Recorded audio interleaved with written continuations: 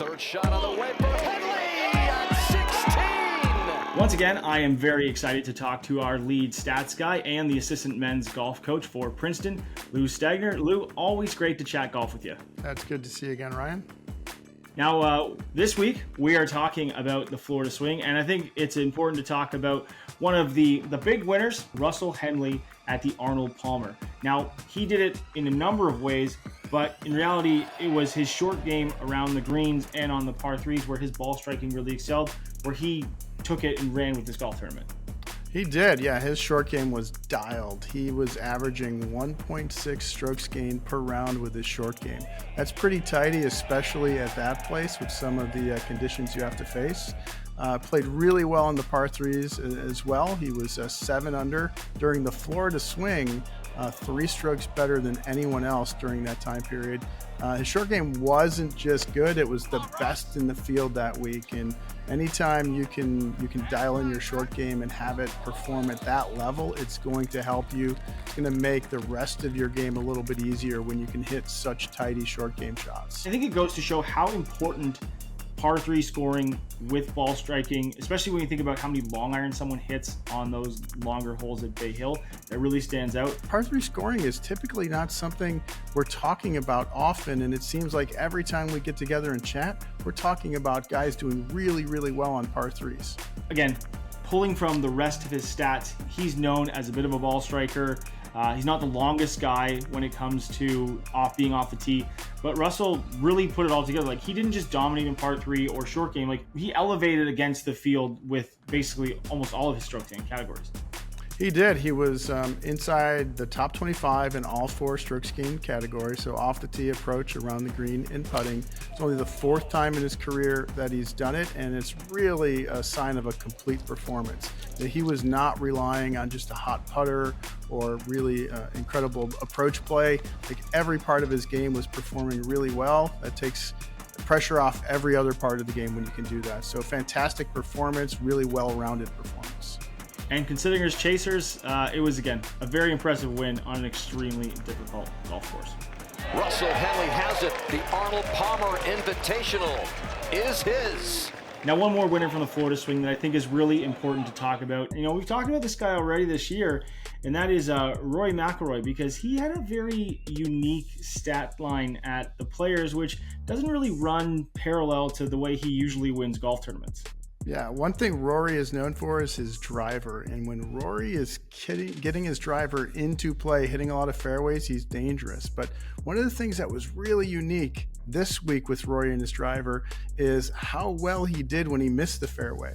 So he was 5 under par when he missed the fairway, and the field was nearly 5 over par. So he was 10 shots better than the field when missing the fairway, which is really impressive and pretty unusual for him. Now, another part too, he wasn't leading at the start of the day, right? Like, he came from behind to seal that victory, obviously tie, and then go into the playoff. How often do we see that from other players versus Rory's stats when it comes to that?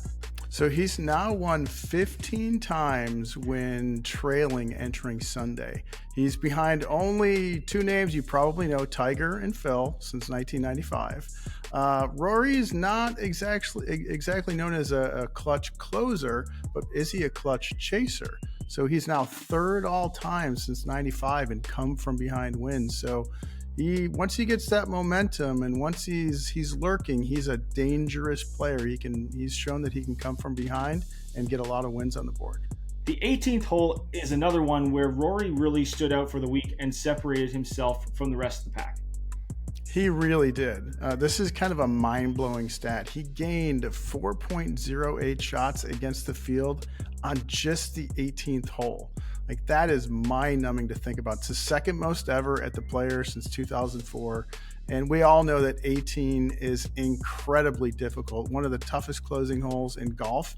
And Rory gained more than a shot per round on the field on the 18th hole. Hit the green every single time he played. It's just a phenomenal performance on a really challenging golf hole. Hovland tapping in for bogey at 18. Now, one more winner from the Florida swing is Viktor Hovland. It's not too many times that someone's going to miss 3 cuts in a row, say and claim that they're out in the wilderness, and then come in and then win on a relatively difficult golf course at Innisbrook on the Copperhead course. But Viktor did it with a number of clubs in his bag, didn't he?